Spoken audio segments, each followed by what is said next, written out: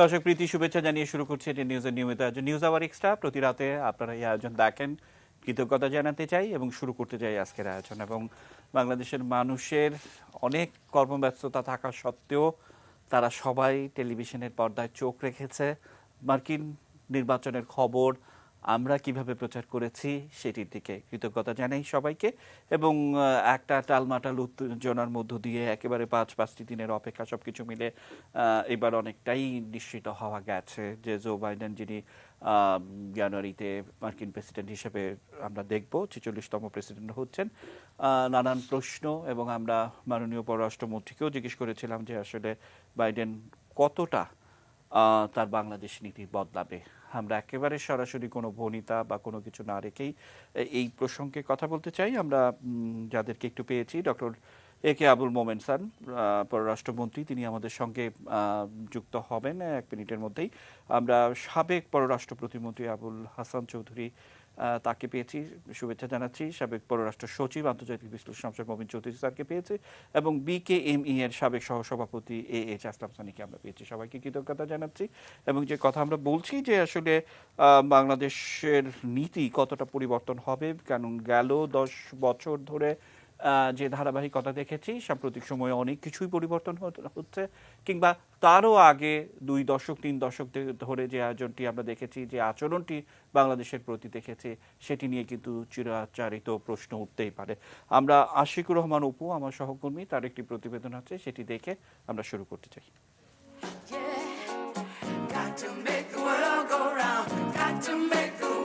মার্কিন প্রেসিডেন্ট হিসেবে Joe Biden দায়িত্ব নেবার পর বাংলাদেশের প্রতি কতটা পাল্টে যাবে যুক্তরাষ্ট্রের আচরণ, এমন প্রশ্নের জবাবে বাংলাদেশের পররাষ্ট্রমন্ত্রী বলছেন পরিবর্তন হবে খুব অল্প কিছু বিষয়ে। আমেরিকাকে আমি যা জানি, আমেরিকা তার পররাষ্ট্রনীতিতে কয়েকটা ভ্যালুজের উপর নির্ভর করে, কিছু প্রিন্সিপাল আছে, আর আমেরিকার স্বার্থের সপক্ষে যেগুলো করা সেইটা তারা করে। ডেমোক্র্যাট প্রেসিডেন্টের শাসনামলে যুক্তরাষ্ট্রের অভিবাসন নীতি কিছুটা নমনীয় হতে পারে। জলবায়ু ইস্যুতেও ট্রাম্পের মতো কট্টর হবেন না বাইডেন, এমনটাই প্রত্যাশা বাংলাদেশের। ভালো মন্দ সবই আছে। বাইডেন সাহেব তো জলবায়ু নিয়ে উনি সুচ্চার, আপনার অভিবাসী সম্পর্কেও সুচ্চার, সো প্লাস মাইনাস আছে সবকিছুতেই। বাংলাদেশের রাজনীতি, নির্বাচন, গণতন্ত্র নিয়ে পশ্চিমা বিশ্ব সবসময়ই এক প্রকার খবরদারি করে আসছে। ট্রাম্প প্রশাসনের সেদিকে আগ্রহ কম ছিল, সেটা স্বীকার করছেন পররাষ্ট্রমন্ত্রী। ট্রাম্প প্রশাসন তার নিজের দেশ নিয়েই ব্যস্ত ছিল, তাতে অনেক সময় নাক গলায় নিয়ে যেত। বাইডেনের সময় সেসব বাড়লেও বাংলাদেশের বর্তমান অর্থনৈতিক শক্তিশালী অবস্থানের জন্য অনেক কিছুই আগের মতো থাকবে না বলেও মনে করেন ডক্টর মোমেন। আমাদের অবস্থা ভালো, কারণ আমাদের ইকোনমি ইজ ডুইং ওয়েল। আমরা এখন মোটামুটিভাবে ইজ এম্পাওয়ারিং আওয়ারসেলফ, অর্থনৈতিক দিক থেকে আমরা ভালো করছি। আর আমরা geopolitically in a very very very good situation. আমাদের আশেপাশে রাষ্ট্রগুলো অনেকে উন্নতি করছে এবং আমাদের পজিশনটা খুব ভালো। বঙ্গবন্ধুর খুনি রাশেদ চৌধুরীকে ফেরত আনা সহ অন্যান্য দ্বিপাক্ষিক বিষয়েও যুক্তরাষ্ট্রের অবস্থানের কোনো পরিবর্তন হবে না বলেই প্রত্যাশা বাংলাদেশের।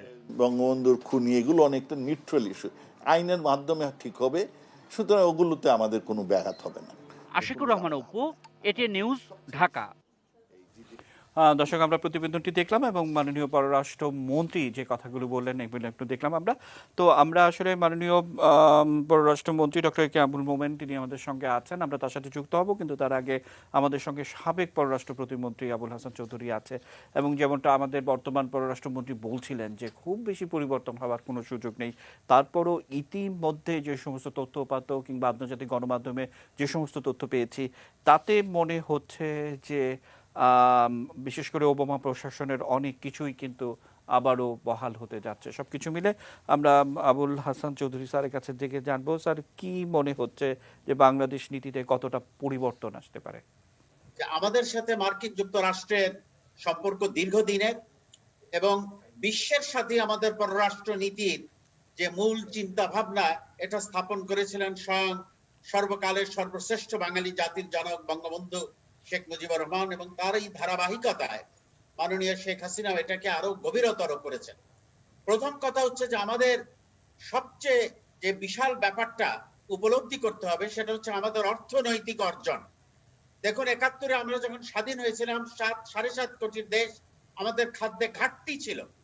এখন কিন্তু আমরা সারপ্লাস, এমনকি আমরা রপ্তানিও করি।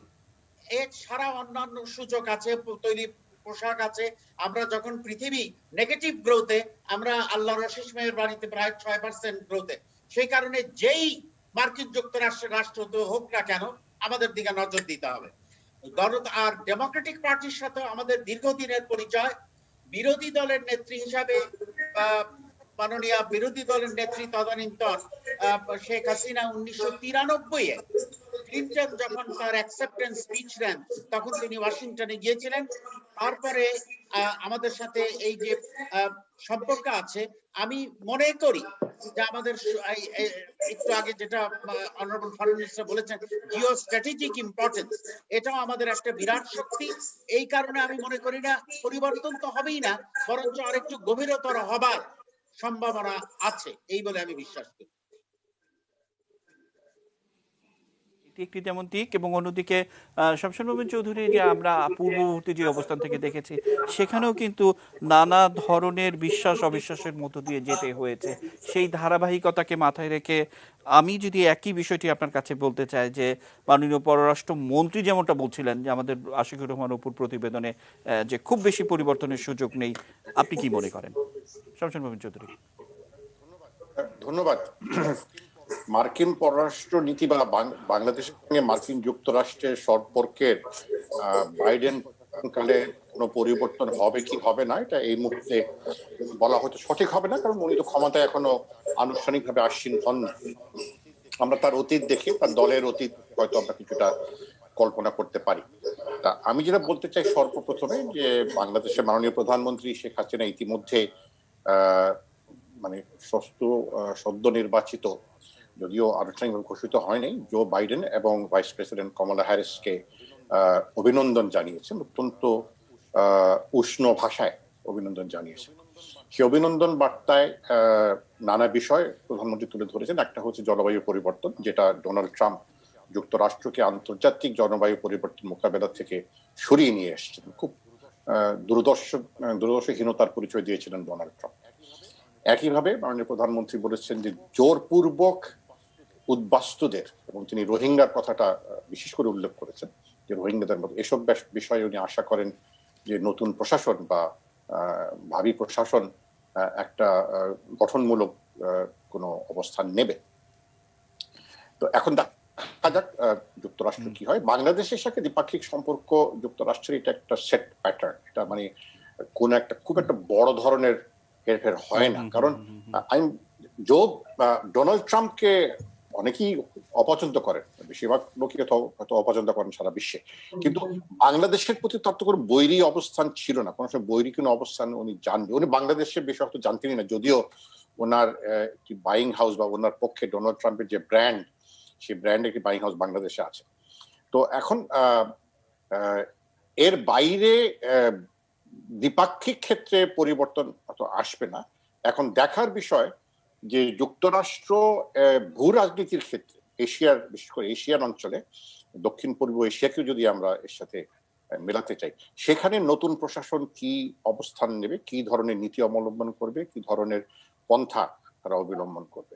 ডোনাল্ড ট্রাম্প যেমন একদম একটা সাংঘর্ষিক অবস্থানে চলে গেছেন চীনের সাথে, বাইডেন সেটা করবেন কি করবেন না আমরা সেটা এই ব্যাপারে জানি না। তবে এটা অস্বীকার্য যে ডেমোক্রেটিক পার্টির সদস্যরা এবং রিপাবলিকান পার্টির সদস্যরা সকলেই কিন্তু চীনের ব্যাপারে একটা শক্ত অবস্থানে আছেন। হয়তো ভাষার পরিবর্তন আমরা শুনবো। আমরা আমাদের সঙ্গে মাননীয় পররাষ্ট্রমন্ত্রী doctor A K Abdul Momen sir যুক্ত হয়েছেন। স্যার অসংখ্য ধন্যবাদ আমাদের সঙ্গে যুক্ত হওয়ার জন্য। স্যার, আমরা আজকের অনুষ্ঠানের শিরোনাম রেখেছি বাইডেন কতটা বদলাবে বাংলাদেশ নীতি।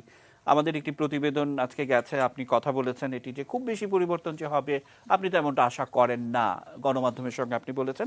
আমার হাতে মাননীয় প্রধানমন্ত্রী তাদেরকে যে অভিনন্দন জানিয়েছে, অর্থাৎ বাইডেন এবং কমলা হ্যারিস এবং তাদের ফার্স্ট লেডিকে অভিনন্দন জানিয়েছে, সেটার মানে 4টি লাইন আমি একটু বাংলায় অনুবাদ করে যদি আপনাকে শোনাতে চাই। যে প্রধানমন্ত্রীর আশা, সন্ত্রাসবাদ, করোনা মহামারীর বৈশ্বিক আর্থিক মন্দা মোকাবেলায় সামনে থেকে নেতৃত্ব দেবেন নতুন মার্কিন প্রেসিডেন্ট। রোহিঙ্গা ইস্যু সমাধানে নতুন সুযোগের পাশাপাশি বাংলাদেশের অর্জন দেখতে বাইডেন এবং তার ফার্স্ট লেডিকে বাংলাদেশে আমন্ত্রণ জানিয়েছেন প্রধানমন্ত্রী শেখ হাসিনা। আমি মনে করি যে অসংখ্য গুরুত্বপূর্ণ দুটি ইস্যু, অর্থাৎ রোহিঙ্গা ইস্যুতে যেমন মাননীয় প্রধানমন্ত্রী বলেছিলেন যে ডোনাল্ড ট্রাম্পের কাছে আমি তেমন কিছু প্রত্যাশা করি না, কিন্তু এবার আমরা দেখলাম যে একদম অভিনন্দন বার্তাই আমন্ত্রণপত্র, পাশাপাশি রোহিঙ্গা ইস্যুটিও কিন্তু আছে। সবকিছু মিলে মাননীয় মন্ত্রী আপনি কি যোগ করবেন? আপনাকে অসংখ্য ধন্যবাদ, থ্যাংক ইউ। মাননীয় প্রধানমন্ত্রী যথার্থই তাকে অভিনন্দন জানিয়েছেন, কারণ নতুন প্রেসিডেন্ট ইলেক্ট বিভিন্ন ইতিহাস সৃষ্টি করেছেন। প্রথমত তিনি নতুন না, গত 50 বছর ধরে তিনি রাজনীতির শীর্ষে আছেন এবং বাংলাদেশের সাথেও তার সম্পর্ক সেই দিক থেকে অনেক জানাশোনা গভীর। ইনি প্রথমত বিরাট 50 বছরের অধিক রাজনৈতিক জীবন, দ্বিতীয়ত সবচেয়ে সিনিয়র মোস্ট ম্যাচিওর, আপনার প্রায় 77 বছর প্লাস। এত বয়োবৃদ্ধ কেউ আগে কেউ হন নাই। রেগান হয়েছিলেন এক বয়োবৃদ্ধ কিছুটা, আর এরপর সবচেয়ে বেশি বয়োবৃদ্ধ তিনি। এটা একটা ইতিহাস। আর বড় ইতিহাস যে এবছরে একজন মহিলাকে তিনি ভাইস প্রেসিডেন্ট হিসেবে নিয়েছেন। আমাদের সৌভাগ্য সে মহিলা আমাদের সাথে ভারতীয় উপমহাদেশের সাথে সম্পর্কিত, এবং তার নানা মায়ের নানা 71 সালে আমাদের মুক্তি সংগ্রামের সময়ও তিনি এই এলাকায় কাজ করেছেন। So this are good news যে একটা উইমেন এম্পাওয়ারমেন্ট এসেছে। আর আমরা বাইডেন যেহেতু পুরনো লোক এবং তিনি কয়েকটি ইস্যু ইতিমধ্যেই জোরালো ভাবে বলেছেন, এবং সেইগুলো আমাদের কোর ইস্যু। আমাদের বড় ইস্যু হচ্ছে ক্লাইমেট চেঞ্জ, পরিবেশ নিয়ে আমাদের সমস্যা। আগের সরকার এর থেকে উইথড্র করে ফেলেছিলেন। আউনিয়া বলেছেন, জোর গলায় বলেছেন যে তিনি আবার প্যারিস এগ্রিমেন্টে আপনার সম্পৃক্ত হবে, যা আমাদের জন্য প্লাস। আমরা ভালনারেবল কান্ট্রি ফোরামের আমরা হচ্ছে 48টি দেশের আমরা নেতা, এই মুহূর্তে মাননীয় প্রধানমন্ত্রী এর সভাপতি। তাছাড়া আমরা আমাদের রিজিওনাল অ্যাডাপ্টেশন সেন্টার ঢাকায় তৈরি করেছি। এগুলোর জন্য আমাদের যথেষ্ট এই ক্লাইমেট ইস্যু যথেষ্ট সাহায্য সহযোগিতা প্রয়োজন। আমরা আশা করি এই বাইডেনের প্রেক্ষিতে আমাদের এই উদ্দেশ্যগুলো আমরা অনেকটুকু অগ্রসর করে নিতে পারব। আমরা বিশ্বাস করি মাল্টিল্যাটারালিজমে, এবং বাইডেন সাহেবও এই মাল্টিল্যাটারালিজমে। গত কয়েক বছর আমরা দেখেছি আমেরিকা এইগুলোর থেকে আইসোলেটেড হয়ে যাচ্ছে। ইউনিসেফ বলেন, WHO বলেন, সবগুলোর থেকে উইথড্র হয়ে গেছে। আবার এখন আমরা একজন পেয়েছি যিনি মাল্টিল্যাটারালিজম বিশ্বাস করেন, তাতে আমরা আনন্দিত। বা ডেমোক্রেটিক পার্টি সবসময় হিউম্যান রাইটস নিতে অত্যন্ত সোচ্চার।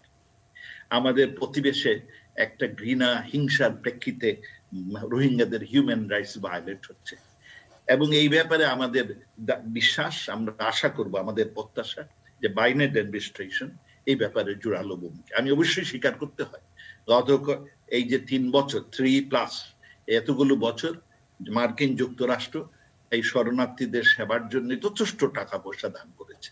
সবচেয়ে বেশি আপনার অনুদান তারাই দিয়েছেন।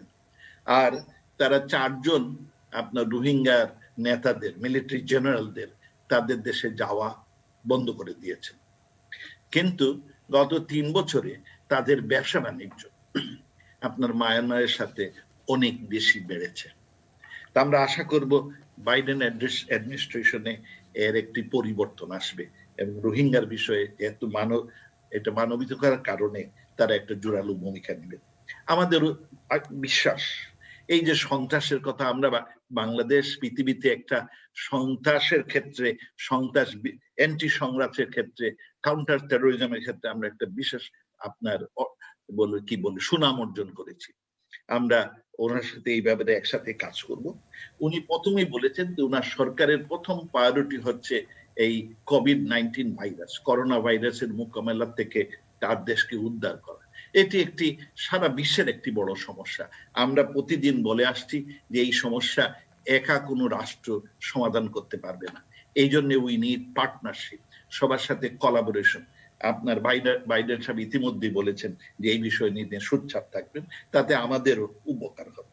উনি মাইগ্রেশন অনাবাসিক সম্পর্কে ওনার আপনার এমনিতেও এই কি বলে ডেমোক্রেটিক পার্টির একটা নমনীয় অবস্থান আছে, আর এই বিষয়ে আমরা অত্যন্ত আপনার সোচ্চার।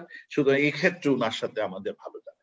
আর সর্বোপরি যেটা বলতে চাই সেটা হচ্ছে উইমেন এম্পাওয়ারমেন্ট। উইমেন এম্পাওয়ারমেন্ট উনি একটি কেস দেখিয়েছেন যে একজন আমেরিকার ইতিহাসে এই প্রথম একজন মহিলাকে তিনি আপনার মহিলা ভাইস প্রেসিডেন্ট হয়েছে, আর তাও ভিন্ন কালারের। হ্যাঁ, সেইটা একটা বড় অর্জন। আর বাংলাদেশ উইমেন এম্পাওয়ারমেন্ট ক্ষেত্রে আমরা বিশিষ্টতা অর্জন করেছি। সেই ক্ষেত্রে আমরা আশা করি যে এই ক্ষেত্রে আমরা সবচেয়ে বড় কথা যে democratic party principle and values এর উপর নির্ভর করে কাজ করে। They have certain values and principle, justice and fairness. আমরা আশা করি যে এই বাইডেন প্রশাসনে যে ডিভিশনটা তৈরি হয়েছিল আমেরিকায়, সেই ডিভিশনটা দূর হবে। এবং আমরা যেহেতু একটা সম্প্রীতির দেশ, আমরা প্রত্যেক ধর্ম, বর্ণ, গোত্র সবাই হারমোনিয়াস লিভিং এ আছি। আমরা মনে করি আমাদের এই মডেল তারা অনুকরণ করে তাদের দেশেও একটা ইউনাইটেড ইউএসএ। কালকে আমি ওনার বক্তব্য শুনেছিলাম, উনি বলেছেন যে আমরা ব্লু স্টেট জানি না, আমরা আপনার রেড স্টেট জানি না, আমরা ইউনাইটেড স্টেটস আমেরিকা বলছি। তো এগুলো সবই সুখবর। নো ওয়ান্ডার আমরা তাকে সাদরে গ্রহণ করছি।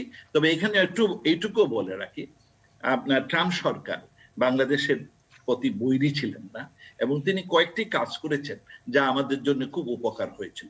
একটি হলো উনি সরকারে এসেই টিপিপি বন্ধ করে দেন, বাতিল করে দেন। এর ফলে আমাদের এই এক্সপোর্টটা বাধাগ্রস্ত হয়। সুতরাং ওনার সরকারেও আমরা আমাদের সুযোগ সুবিধা, তবে ওনারা ইদানিং কালে আমাদের যথেষ্ট প্রেসার দিচ্ছিলেন কিছু অস্ত্রশস্ত্র কেনার জন্য। আমরা বলেছি আমাদের মূল উদ্দেশ্য হচ্ছে জনগণের মঙ্গল, মানুষের মঙ্গল, আমাদের দেশের উন্নয়ন। আমরা চাই সোনার বাংলা গড়ার। আমরা এই সব ব্যাপারে একটু আস্তে চলার নীতি গ্রহণ করেছি। তবে আমার ধারণা যে আগামী বাইডেন অ্যাডমিনিস্ট্রেশন আমাদের এই সব ব্যাপারে খুব বেশি রকমের প্রেসার দিবেন না বলে আমাদের প্রত্যাশা। বাহ, দারুণ প্রত্যাশা স্যার। আমি আপনার কথা সূত্র ধরে, কারণ আজকে আন্তর্জাতিক অঙ্গনে অনেক বিশ্লেষণ, একেবারে কেন বাইডেন জিতলেন, তার সাউথ এশিয়ান পলিসি কি হবে, সাউথ ইস্ট পলিসি কি হবে, এই দক্ষিণ উপমহাদেশের যে আমরা বাংলাদেশ, পাকিস্তান, ভারত, মিয়ানমার, এই জায়গাটার পলিসি কি হবে, সেগুলো হয়তো একটু নজর রাখার চেষ্টা করছিলাম। কিন্তু সেই জায়গাটিতে স্যার ঘুরে ফিরে একটি কথা বারবার এসছে যে মনে রাখতে হবে যিনি দায়িত্ব নিতে যাচ্ছেন তার বয়স হচ্ছে ৭৭ বছরের বেশি, এবং বলা হচ্ছে যে তিনি তার যে রানিং ম্যাট বছরের শুরুতে, অর্থাৎ এই বছরের শুরুটিতে তার সঙ্গে নানা ধরনের টানাপোড়েন থেকে তৈরি হয়ে পরবর্তীতে তার এখন ঘনিষ্ঠ মেট, তিনি ভাইস প্রেসিডেন্ট হচ্ছেন। ভাইস প্রেসিডেন্ট হতে গিয়ে আনুষ্ঠানিক প্রতিক্রিয়ায় তিনি বলেছেন যে এই প্রথম অশ্বেতাঙ্গ কেউ মার্কিন যুক্তরাষ্ট্রের ভাইস প্রেসিডেন্ট হতে যাচ্ছে, এবং এখানেই শেষ হয়ে যাওয়ার নয়। অর্থাৎ এটিকে একটি বড় ইঙ্গিত হিসেবে ব্রিটেনের গার্ডিয়ান সেটিকে মার্ক করছেন, যে অর্থাৎ নীতি নির্ধারণী ব্যাপারগুলো কি তাহলে কমলাই নেবে, অর্থাৎ ভাইস প্রেসিডেন্টই নেবে, এটি যেমন একটি দিক। আবার আরেকটি কথা, আপনি মুক্তিযুদ্ধের কথা বলেছিলেন, আর আমার ব্যক্তিগত একটা স্টাডি আপনার উপরে, যে বাংলাদেশ মার্কিন সম্পর্ক আপনি যতটা জানেন ততটা অন্য কেউর পক্ষে বলা সম্ভব নয়, এটা আমি স্বীকারই করছি, কারণ ওখানে আপনি ছিলেন, দেখেছেন নানাভাবে একটা বিশ্লেষণ কিন্তু সবসময় আমরা আপনার কাছে শুনতে চাই, পেতে চাই। স্যার কি যুক্ত করবেন? আপনি যে চায়নার কথা বললেন, আমরা একটা এই কি বলি যে নন-অ্যালাইন ইন্ডিপেন্ডেন্ট পলিসি মেনটেন করি। অন্য সরকার সমূহের বিভিন্ন রকম পদক্ষেপ থাকতে পারে, এবং সেই সবে আমরা খুব সম্পৃক্ত হই, কারণ আমাদের মূল উদ্দেশ্য আমাদের দেশের উন্নয়ন। তো ওদিকে ওনাদের খুব একটা পরিবর্তন হবে না, তবে যুদ্ধের দেখি মনোভাবটা হয়তো আগামীতে থাকবে না। এখন যে একটা অশান্তি এবং কে কখন অসুবিধায় পড়ে এই একটা ভয়, ওই আতঙ্কটা থাকবে না। বাইডেন সরকারে এই ধরনের যে ম্যাচুরিটি আছে, তার ফলে এই ধরনের আচমকা হঠাৎ করে কিছু দুর্ঘটনা ঘটার সম্ভাবনা খুব কম। আপনার আরেকটি বক্তব্য ছিল যে বাইডেন যেহেতু বয়স্ক আর এই জন্য আপনার কমলা হ্যারিস, নো, আমেরিকাতে সব এইগুলো প্রতিষ্ঠানে president runs the country, he or she, যিনি president, he runs the country, he is the top. ওখানে অন্য লোকের পরামর্শ দিতে পারেন, বাট বাইডেনের given his experience and expertise, উনি যেটা চাইবেন সেটাই হবে। এবং ওনার যেহেতু ম্যাচুরিটি, এত বছর সরকারে 8 বছর ভাইস প্রেসিডেন্ট ছিলেন, সারা জীবনের অধিকাংশ সময় সিনেটর ছিলেন এবং পাওয়ারফুল সিনেটর এবং অত্যন্ত সংবেদনশীল লোক, তার প্রেক্ষিতে আমার ধারণা যে he will run the government, কোনো সন্দেহ নাই এতে। এবং আমার এইটিও ধারণা, যেহেতু উনি অনেকে চিনে, তার প্রেক্ষিতে ওনার যে অ্যাডমিনিস্ট্রেশন আসবে, অ্যাডমিশন আসলে পরে আমরা আর একটু ওনার পলিসি টলিসি নিয়ে আর কিছুটা বলতে পারি। অ্যাডমিশন যেটা আসবে তারা অত্যন্ত স্বচ্ছ এবং ম্যাচিউর লোকে আসবে। স্যার, আমি একটু তথ্য দিয়ে সহযোগিতা করতে চাই। আমরা আরো একজন সাবেক ভাইস প্রেসিডেন্টকে চিনতাম এবং তার যে সমস্ত প্রভাব আমরা দেখেছি, এগুলো সবাই মনে করতে পারি। আমি মানে মনে করিয়ে দিতেও চাই, আবার মনে হয় যে এইসব এখন আলোচনার বিষয় বা কেন। কিন্তু আমি যখন পদ্মা সেতুটি দেখি যে একেবারে প্রায় 5 কিলোমিটার এরও বেশি যখন আমি দেখি, তখন মনে হয় যে এগুলো তুচ্ছ কথা, এগুলি বলার মধ্য দিয়ে কোনো রকমের কোনো কিছু নয়। কিন্তু যেহেতু ইতিহাস, এগুলো একটু মনে রাখতে হবে, এটি একটি দিক। পাশাপাশি কিছুদিন আগে মার্কিন পররাষ্ট্র প্রতিমন্ত্রী যখন ঢাকায় এলেন, আপনার একটা বক্তব্য আপনি দারুণভাবে বলেছিলেন যে প্রতিবেশীর দৃষ্টিতে বাংলাদেশকে দেখার তোমাদের যে নীতি, সেটা পরিবর্তন করতে হবে। অবশ্যই অনেক বড় কথা, অবশ্যই অনেক সাহসী কথা, সেটা আমার দেশের পররাষ্ট্রমন্ত্রী বলে। সেই ধারাবাহিকতায় আপনার কি মনে হয় না যে এখন সময় এসছে সে সমস্ত উটকো নীতির পরিবর্তন ঘটাতে হবে মার্কিন যুক্তরাষ্ট্রের নিজেদের স্বার্থেই? কি বলবেন? সেটা আমেরিকান সরকার বুঝবেন, তবে আমাদের বাস্তব অবস্থা কি? আমাদের বাস্তব অবস্থা হচ্ছে যে আমরা মোটামুটিভাবে উন্নয়নের মহাযাত্রায় বেশ সুফল অর্জন করেছি। আমরা এখন বটমলেস বাস্কেট নই। আপনি জানেন আমাদের এখন অ্যানুয়াল বাজেটের একটু স্বল্প পরিমাণ আমরা বিদেশের উপর নির্ভরশীল। সো আমাদের অর্থনীতি শক্ত অবস্থানে আছে। আমাদের আর এর ফলে বিভিন্ন রকম ঝড় ঝাপটায়ও আমরা মোটামুটি ভাবে এই বছরই ধরেন না কেন, এই কোভিডের কারণে আমাদের IMF বললেন যে ইকোনমিক আপনার গ্রোথ হবে 1.6 to 3 পয়েন্ট এর মধ্যে থাকবে। আমরা সেইটাকে হার মানিয়েছি, যে আমরা এশিয়ান ডেভেলপমেন্ট ব্যাংক বলছে বাংলাদেশের জিডিপি গ্রোথ 5.24 এবং এশিয়ার মধ্যে সবচেয়ে বেশি। So we have achieved some resiliency. এইটাতে আমরা যথেষ্ট কম্পিটেন্সি অর্জন করেছি। দেখেন আমাদের এখানে PPE হতো না খবর, আমেরিকানরা চাইলেন কিছু PPE এবং আনুষঙ্গিক। আমরা বললাম যে আমাদের ব্যবসায়ীরা বললেন যে তারা 22টা আইটেমের মধ্যে 14টা আইটেম তারা সহজে তৈরি করে দিতে পারে। এ নিয়ে আপনাদের বিভিন্ন সংবাদ মাধ্যম আমাদের যথেষ্ট হ্যাস্ত করলেন যে বাংলাদেশ আমেরিকাতে এই মেডিকেল ইকুইপমেন্ট পাঠাবে, এই কোভিডের ইকুইপমেন্ট পাঠাবে, মানে হাস্যকর। এবং অনেকে এই নিয়ে হাসাহাসি করেছেন। আল্লাহর রহমত, আমাদের ব্যবসায়ীদের কম্পিটেন্সি অনেক বেড়েছে। তারা ওভারনাইট সুইচ টু PPE প্রোডাকশনে, তারা ওভারনাইট সুইচ টু মাস্ক এগুলো তৈরিতে। আমরা শুধু আমেরিকাতে এখন প্রায় বোধহয় 80 লক্ষ আপনার PPE উন্নত মানের, প্রথম 6.5 মিলিয়ন, পরবর্তীতে আমরা আরো পাঠিয়েছি, এখন বোধহয় 8 মিলিয়ন PPE উন্নত মানের। এবং সবচেয়ে মজার বিষয়, আমরা 2 মাসের মধ্যে এগুলো পাঠাতে বিভিন্ন রকমের প্রসেসিং দরকার হয়। মার্চে তারা আমাদের জিজ্ঞেস করেছিলেন, জুন মাসের শেষে আমরা পাঠিয়ে দিয়েছি। আমাদের জিও পলিটিক্যাল পজিশনটা ভেরি ইম্পর্টেন্ট। আমাদের আশেপাশে শক্তিগুলো আছে এবং আমরা হচ্ছে একটা নন অ্যালাইন ইন্ডিপেন্ডেন্ট, এবং আমরা বাস্তববাদী কিসের পররাষ্ট্রনীতি বিশ্বাসী। আমাদের সাথে কারো শত্রুতা নাই, সবাই আমাদের বন্ধু। বাংলাদেশ পৃথিবীর মধ্যে একটা উজ্জ্বল দৃষ্টান্ত এজন্যে যে দেখেন প্রতিবেশীর সাথে সবসময় ঝগড়া বিবাদ লেগে থাকে। আমাদের প্রতিবেশী, বিরাট প্রতিবেশী ভারত, তার সাথে আমরা একাধিক একাধিক এগ্রিমেন্ট করেছি থ্রু ডায়ালগ এন্ড ডিসকাশন।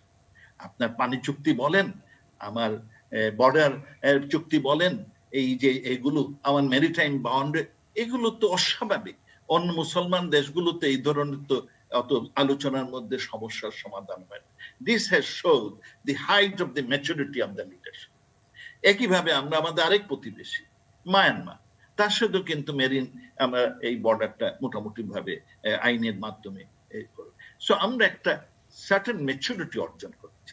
আর আমাদের এই যে geographical location, it is very important, more important because এখন চায়না যেহেতু ইজ এ রাইজিং স্টার এবং তাদের নিয়ে অনেকে ভীত আছেন, তারা তাই কন্টেইনমেন্ট অফ চায়নার পলিসি বহু পুরনো, এর জন্য আমাদেরও কদর বেড়েছে, আমাদের আশেপাশের দেশেরও কদর বেড়েছে। এবং আমার মনে হয় গিভেন দিস সিনারিও, যিনি সরকারে আসবেন তারা আমাদের ফেলে দেবেন না, তারা আমাদের সাথে সৌহার্দ্যপূর্ণ সম্পর্ক, আর যেহেতু আমরাও চাই সৌহার্দ্যপূর্ণ সম্পর্ক, যাতে মিউচুয়াল গেইন হয়, মিউচুয়াল বেনিফিট হয়। আমরা শুধু একতরফা সুপারিশ নেব না, আমরা সেই সাথে আপনার কি বলেছে আদান প্রদান করব, একটা সার্টেন বন্ধু হিসাবে আমরা আদান প্রদান করতে চাই, এটা সম্ভব। স্যার, আমি কয়েকটা তথ্যপাত্র আপনার কাছে তুলে ধরতে চাই এবং আপনার ইচ্ছে, আপনি যদি না চাইলে জবাব না দিতে চাইলেও কোনো অসুবিধা নেই। আজকে যে বাস্তবতার মধ্যে আমরা দাঁড়িয়েছি, আবারও প্রধানমন্ত্রী যে চিঠিটি লিখেছেন সেটির একটি লাইন যে বাংলাদেশের অর্জন দেখতে আপনি বাংলাদেশে আসুন, মানে আমন্ত্রণ জানানো। অর্থাৎ মানে আপনারা বলছেন আমাদেরকে অস্ত্র কেনার জন্য আপনাদেরকে, আর বাংলাদেশ বলছে যে এই বাংলাদেশটা সেই বাংলাদেশ যেটি ৭১ সালে স্বাধীন হয়েছিল, সেই দেশের অর্জন দেখতে নিজের চোখে দেখার জন্য আপনারা আসুন। এটি একটি দিক। অন্যদিকে মনে রাখতে হবে যে ৪৮.২% শ্বেতাঙ্গ বা অন্যান্য মার্কিন মানুষ সেটি ডোনাল্ড ট্রাম্পকে ভোট দিয়েছে।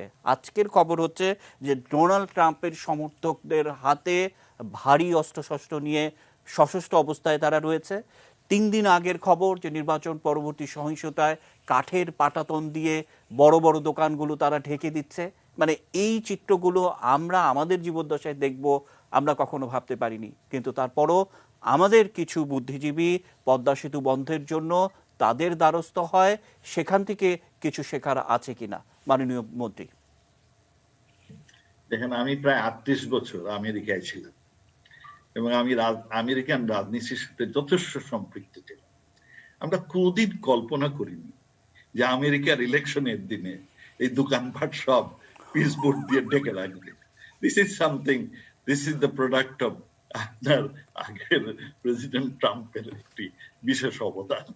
এটা সামথিং মানে আনথিঙ্কেবল। আমেরিকাতে এরকম হবে কোনোদিন বিশ্বাস করিনি। যাই হোক, এগুলো স্বল্পকালীন, এগুলো চলে যাবে। সংহিতা অত ধরনের ঘটনা ঘটেনি।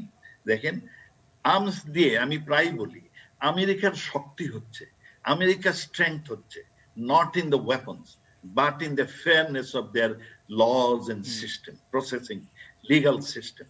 এবং এই লিগাল প্রসেসে আমেরিকার শক্তিটা কিন্তু, কেন আমেরিকার দিকে লোকে তাকায় থাকে? Only because America is a land of fair. নিজেদের দেশের লোকের জন্য দে আর ভেরি ফেয়ার, এবং যে কোনো লোকই সেইখানে আপনার স্বচ্ছ রায় পাওয়ার অধিকার রাখে। এটা আমেরিকাতে যেই হোক, যে কোনো বর্ণ গোত্রের হোক, once they go to the court they get a fair judgement. এই কারণ এইটাই হচ্ছে আমেরিকার শক্তি। আর তার যে দৈনন্দিন প্রসেসেস, সেই সিস্টেমটা এত উন্নত যে সেইটা দেখে লোক তাদের প্রতি ভক্ত হয়ে ওঠে। সেইটাই আমেরিকার বড় আপনার শক্তি। ওয়েপন টেপন এইগুলো স্বল্পখানি, এইগুলো পিছনের থেকে একটু কি দেয়, আপনার ধমক টমক দেয়, কিন্তু ওগুলো শক্তি না। শক্তি হচ্ছে আমেরিকার মানুষ, আমেরিকার জনগণ, আর তাদের আইন কানুনের ফেয়ারনেসটা, কোর্টের ফেয়ারনেসটা, এগুলো তাদের শক্তি। আমার ধারণা বাইডেন প্রশাসনে এই শক্তিগুলো আরো সোচ্চার হবে, আমেরিকা আরো শক্তিশালী হবে। অর্থাৎ মানে সেই জায়গায় তার অবস্থানগত নানান পরিবর্তন করতে হবে এবং সেটি না করলে বরঞ্চ তারাই বিপদে পড়বে, কারণ ৩৮ বছর আপনি সেখানে ছিলেন এবং এই পরিস্থিতি দেখেননি। এবং আমরাও সেই ধারাবাহিকতায় আমরা শুধু তাদেরকে একটা বার্তা দিতে যাই যারা তাদের কথা শুনে আমাদের পদ্মা সেতুটি বন্ধ করে দিতে চেয়েছিল। অর্থাৎ আমরা সেই বিষয়গুলি নিয়ে কথা বলবো। আপনি পিপিইর কথা বলছিলেন, মাস্কের কথা আমরা জানি। ডেকে আনছেন কেন? সেটা একটা এপিসোড হয়েছে, তখন কেউ কারো কারণে, বিশেষ ব্যক্তি বিশেষের কারণে, এবং সেই ব্যক্তি বিশেষ সুবিধা করতে পারেন নাই, এবং বাইডেন ইজ স্মার্ট। সুতরাং ওগুলো নিয়ে আমরা বরং we look forward positive aspects of the new development, আমরা সেইগুলোর দিকে তাকিয়ে আছি। আমি ওই নেগেটিভ দিকটা দেখতে চাই না। অসংখ্য ধন্যবাদ স্যার। আপনি থাকবেন আমাদের সঙ্গে যারা আছেন তাদেরও হয়তো অনেক প্রশ্ন থাকতে পারে, তারাও হয়তো প্রশ্ন করতে পারেন। আপনি পিপিইর কথা বলছিলেন, মাস্কের কথা বলছিলেন, এবং আমাদের যে সক্ষমতা তৈরি হয়েছে, আমাদের সঙ্গে সাবেক পররাষ্ট্র প্রতিমন্ত্রী রয়েছেন, বিকেএমইর নেতারা রয়েছেন এবং শমশের মোবিন স্যার রয়েছেন। আমরা বাইডেন কতটা বদলাবে বা বাংলাদেশ নীতি অতিথি আপনাদের প্রত্যেকের কাছ থেকে অনুমতি নিয়ে একদম ছোট একটা বিরতি নিয়ে ঘুরে আসতে চাই। ছোট্ট বিরতি, থাকুন এটিএন নিউজের সঙ্গে।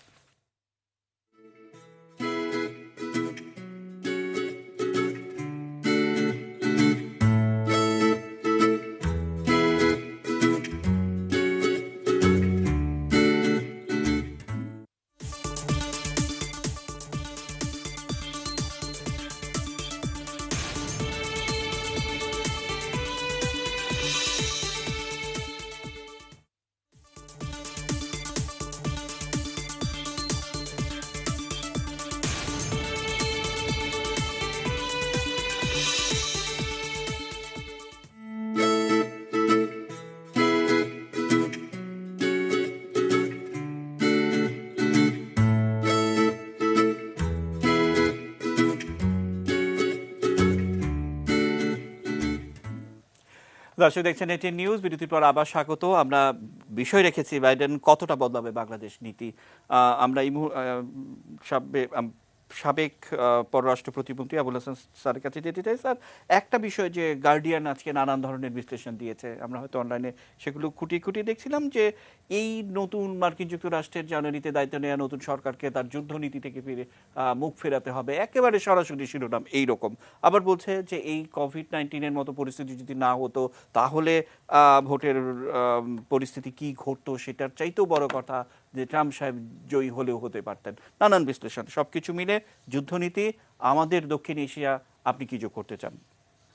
আমি মনে করি যে মাননীয় পররাষ্ট্রমন্ত্রী খুবই গঠনমূলক এবং ইতিবাচক ভাবে আমাদের ভবিষ্যৎ কিভাবে আমরা মার্কিন যুক্তরাষ্ট্রের সাথে আমাদের সম্পর্ক নির্মাণ করব, এবং তিনি যথেষ্ট ইঙ্গিত করেছেন যে অতীতে যে দৃষ্টান্ত আমরা স্থাপন করেছি সেটার একটা মূল বিষয় হচ্ছে যে কোনো দেশই এটা মোরাল পজিশন বা ইমোরাল পজিশন আমি নিচ্ছি না, কোন একটা দেশ যখন খুবই দুর্বল থাকে তার দিকে একটু অবহেলার দৃষ্টিতে তাকায়।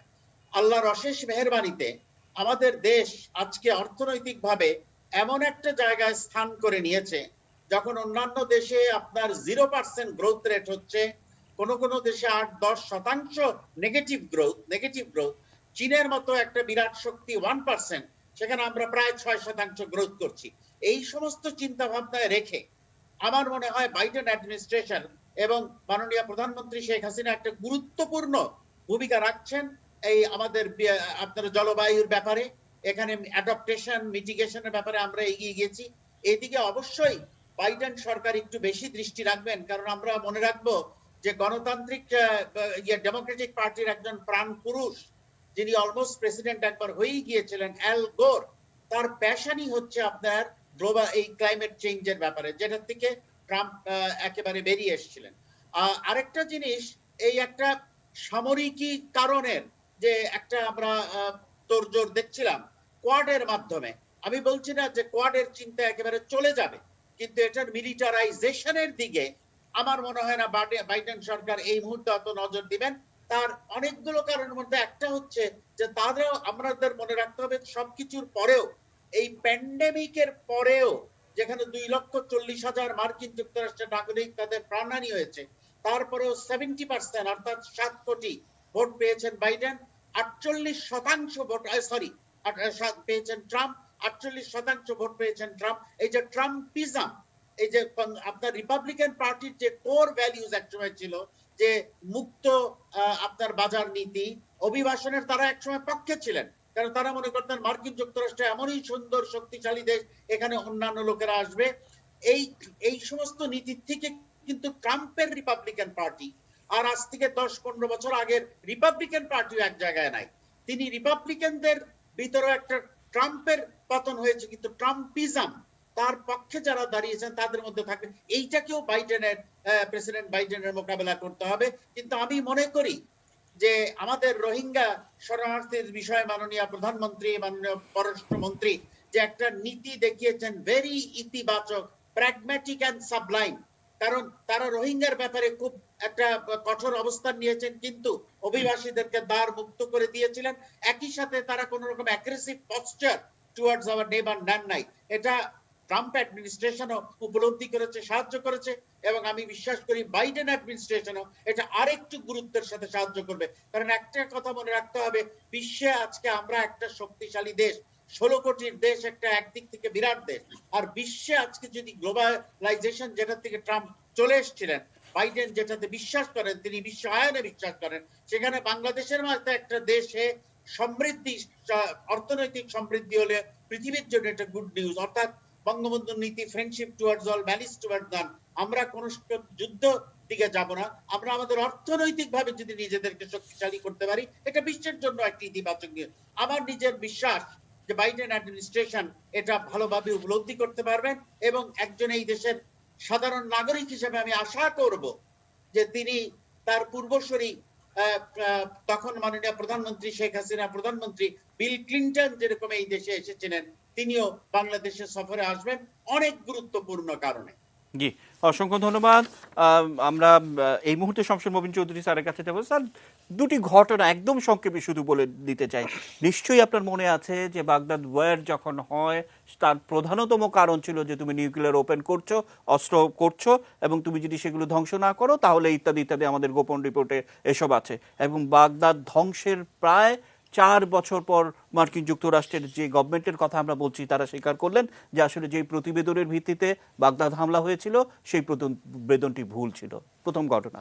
দ্বিতীয় ঘটনা হচ্ছে 2014 সালে, আপনার নিশ্চয়ই মনে আছে, সোনারগাঁ হোটেলের সামনে তখনকার আইনমন্ত্রী তার গাড়ি বহরে জামাতে ইসলাম আক্রমণ করেছিল। সেই বহরে মার্কিন যুক্তরাষ্ট্রের একটি গাড়ি ছিল, যে গাড়িটি ঢাকাস্থ কোনো কর্মকর্তা ব্যবহার করতেন। সেই গাড়িটি ক্ষতিগ্রস্ত হয় এবং জামাতে ইসলাম সেই গাড়িটির মেরামত বাবদ যে খরচ হয় সেটি তাদেরকে দিতে রাজি হয়, এবং তারা সেটি দেয়, এবং মার্কিন যুক্তরাষ্ট্রের ঢাকা অফিস সেটি গ্রহণ করে।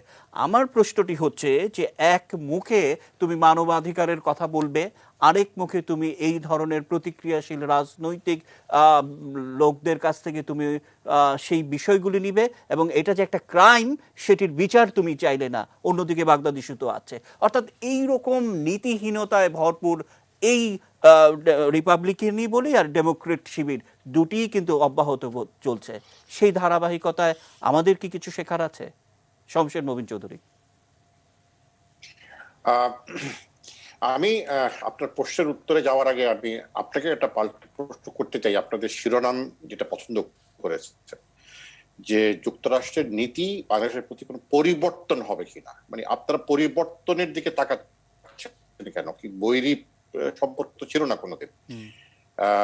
ট্রাম্পের সময় বৈরী সম্পর্ক ছিল না। ট্রাম্পের বৈরী সম্পর্ক মূলত চীনের সাথে। তিনি বিশ্বায়ন থেকে যুক্তরাষ্ট্রকে বিচ্ছিন্ন করেছিলেন। যুক্তরাষ্ট্রের পরীক্ষিত মিত্র যারা ইউরোপ, কানাডা, তাদের থেকে উনি মুখ ফিরিয়ে নিয়েছিলেন। যুক্তরাষ্ট্রকে তিনি একা করে ফেলেছিলেন। সেখানে পরিবর্তন আসার প্রয়োজন। বাংলাদেশের সাথে দ্বিপাক্ষিক সম্পর্কের কোনো পরিবর্তনের আসবে বলে আমি মনে করি। এমন কোনো বিষয় নেই আমাদের মধ্যে যেটা নিয়ে তেমন কোনো ধরনের, মানে রাষ্ট্রের সাথে রাষ্ট্র সম্পর্কে বা জনগণের সাথে জনগণের সম্পর্কের ক্ষেত্রে বাংলাদেশের সাথে যুক্তরাষ্ট্রের তেমন কোনো বৈরিতা ছিল। আপনার শিরোনাম নিয়ে আমার সেটা স্যার প্রশ্ন। তারপরে আমি আপনার আসলে প্রশ্নতে আসছি।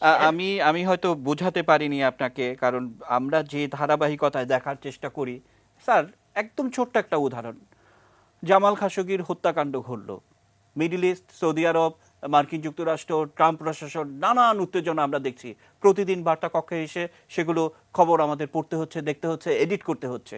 কিন্তু যখন সৌদি আরবের পক্ষ থেকে টাকার বিনিময়ে, অর্থাৎ কিছু ক্যাশ দিতে হলো, স্টেট টু স্টেট, সেই টাকাটা দেওয়া হলো, তারপর দেখলাম আমরা সেগুলো নিয়ে কিছু হলো না। কিন্তু সৌদি আরবের সঙ্গে সম্পর্ক তো সবসময়ই তাদের ভালো। আমার মুক্তিযুদ্ধ থেকে শুরু করে, আমার জিএসপি না দেওয়া থেকে শুরু করে, বঙ্গবন্ধু হত্যাকারীদের আশ্রয় প্রশ্রয় দেওয়া থেকে শুরু করে, কোন কাজটা আমার দেশের পক্ষে মার্কিন যুক্তরাষ্ট্রের, ডেমোক্রেটিক হোক আর রিপাবলিকানরাই হোক, করেছে স্যার? এই প্রশ্নের উত্তর কি আমি আপনার কাছ থেকে চাইতে পারি না? হ্যাঁ, অবশ্যই পাবেন, অনেক কিছু করেছে। আপনি বলছেন বাংলাদেশের সঙ্গে সম্পর্ক পরিবর্তন হবে কিনা। বাংলাদেশের সঙ্গে পরিবর্তন হওয়ার কিছু নাই। বিশ্ব রাজনীতিতে যুক্তরাষ্ট্রের কিছু পরিবর্তনের প্রয়োজন আছে। হ্যাঁ, আমি একটা মন্তব্য প্রতিবেদনে দেখেছিলাম, আপনি নিশ্চয়ই পড়ে থাকবেন, যে যুক্তরাষ্ট্রের দীর্ঘ ইতিহাসে অনেক কালো অধ্যায় রয়েছে, অন্ধকার অধ্যায় রয়েছে। এটা দাসত্ববাদ বলেন, বর্ণবাদ বলেন, ভিয়েতনামের যুদ্ধ বলেন, আরো যদি আরো মানে সম্প্রতিকালে আসি, আপনি বাগদাদ, ইরাক এবং আফগানিস্তান যুদ্ধ বলেন, দ্বিতীয় মহাযুদ্ধের সময় হিরোশিমা নাগাসাকি অ্যাটম বোম করা, বা জার্মানি ড্রেসডেনে একদম সম্পূর্ণভাবে বিশাল সংখ্যের বেসামরিক নাগরিককে হত্যা করা, এই সবই যুক্তরাষ্ট্রের ইতিহাসের একটা অংশ, অস্বীকার করার কোনো সুযোগ নেই। আমাদের মুক্তিযুদ্ধের 1971 মুক্তিযুদ্ধের সময় যুক্তরাষ্ট্রের তৎকালীন প্রশাসনও মুক্তিযুদ্ধের পক্ষে অবস্থান নেন, এই ইতিহাসগুলি আমাদের জানা রয়েছে। তা সত্ত্বেও যুক্তরাষ্ট্রের সাথে আমরা সুসম্পর্ক বজায় রাখতে চাই এবং সেটাই সক্ষম হয়েছে। বঙ্গবন্ধু নিজেই 1974 সালে যুক্তরাষ্ট্র সফর করেছিলেন, যখন জেনারেল ফোর্ড সেখানে প্রেসিডেন্ট ছিলেন।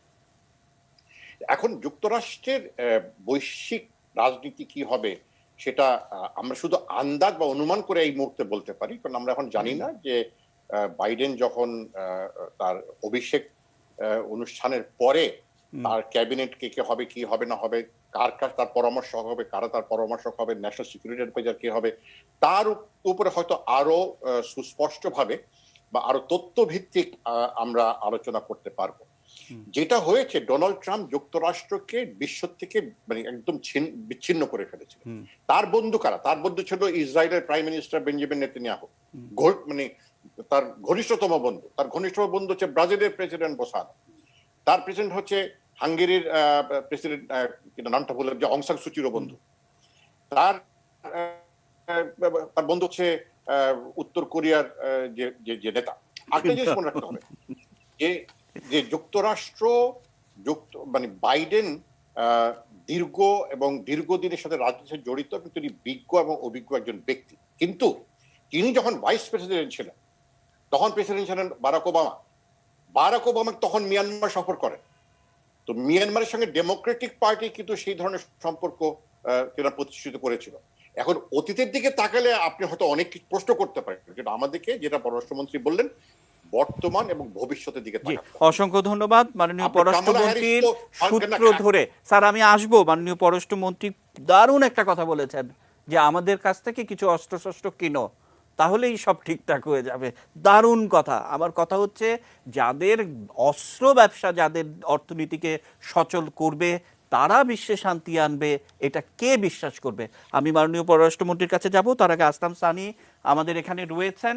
যেমনটা মাননীয় পররাষ্ট্রমন্ত্রী বলছিলেন যে অল্প সময়ের মধ্যে পিপিই সাপ্লাই করা, মাস্ক সাপ্লাই করা, এবং এই কোভিডের মধ্যে বিশ্বব্যাপী যেমন নেতিবাচক একটা জিডিপি রেশিও আমরা দেখছি, বাংলাদেশের অর্থনৈতিক নীতি সহায়তা, মাননীয় প্রধানমন্ত্রীর নেতৃত্ব এবং সার্বক্ষণিক তদারকিতে বাংলাদেশ সবার চেয়ে ভালো, সকল কাটা ধন্য করে সে তার কাঙ্ক্ষিত লক্ষ্যে যাচ্ছে।